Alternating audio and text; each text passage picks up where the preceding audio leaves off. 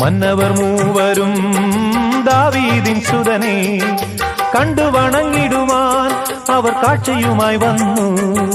കണ്ടു വണങ്ങിടുവാൻ അവർ കാഴ്ചയുമായി വന്നു.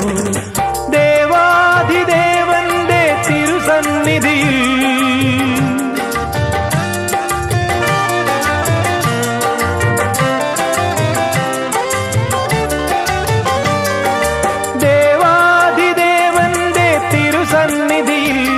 അവർ കാഴ്ചകൾ വെച്ചു വണങ്ങി.